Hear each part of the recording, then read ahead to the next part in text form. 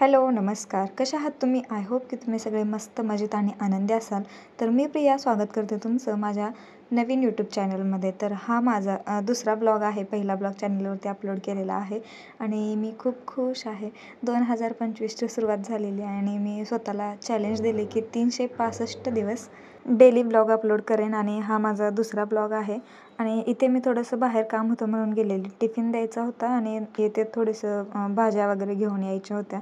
तर आमच्या इकडे डेली कुठे ना कुठे कोणत्या ना कोणत्या सेक्टरला मार्केट असतं. तर आज जिकडे मी टिफिन द्यायला जात होते तिकडे मार्केट होतं आणि आहो टिफिन द्यायला गेलेले आणि मी वेट करत होते ते कधी येतील म्हणून. आणि नंतर मार्केटला गेलो आम्ही. भाज्या वगैरे घेतल्या, छान होत्या.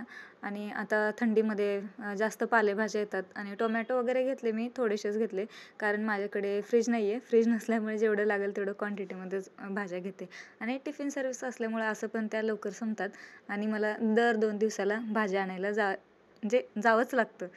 तर भेंडी वगैरे नाही घेतली कारण भेंडी खूप अशी होती, काय बोलतात, कवळी नव्हती. आणि त्यानंतर अद्रक पण बघितली मी. अद्रक पण स्वस्त होती आणि छान होती म्हणून घेतले कारण अद्रक विदाऊट फ्रीज पण राहू शकते, बरेच दिवस टिकू शकते. आणि इथं कोथिंबीर वगैरे घेतली, पालेभाज्या घेतल्या आणि निघाले. घरी जाता जाता मला नंतर लक्षात आलं की आज 1 जानेवारी आहे आणि मग मुलांना घरी जाताना केक वगैरे घेऊन जावं. आणि मग आम्ही घरी निघालो. घरी जात जात मेडिकलमध्ये गेलो. मेडिकलमध्ये गोळ्या घ्यायच्या होत्या आणि आम्ही बायका जिथे जाईल तिथं एक्स्ट्रा सामान घेणार म्हणजे घेणारच. डीमार्टमध्ये जसं गेल्यानंतर होतं ना तसंच. 4 आणि 4 8 आणि 8 आणि 12 5 13. 8 आणि 5 13. 13. आणि इकडे आम्ही केक घ्यायला आलेलो. मॉन्जिनिसमध्ये खूप गर्दी होती म्हणून आम्ही इकडे बेकरीमध्ये आलो. प्लम केक घ्यायचा होता पण आजकाल काय माहिती मी 4 वेळा प्लम केक घेतला पण त्याच्यामध्ये अक्रोडच नव्हता. आम्ही आधी यायचो त्यावेळेस नेहमी केक घ्यायचो ना, तर त्याच्यामुळे त्याच्यामध्ये अक्रोड असायचा. मला खूप आवडायचा तो केक. बघूया नेक्स्ट टाईम. मी 2-3 वेळा विचारलं पण त्या लोकांना, पण ते बोलतात असेल त्याच्यामध्ये असतं वगैरे. तर आम्ही घरी निघालो. घरी गेल्या केक काढला. मी अथर्वला सांगितलं की मी केक आणला आहे. पण घरी जाईपर्यंत अमायरा झोपलेली होती. अमायराला सोडूनच मी आणि अथर्वने केक खाल्ला ना.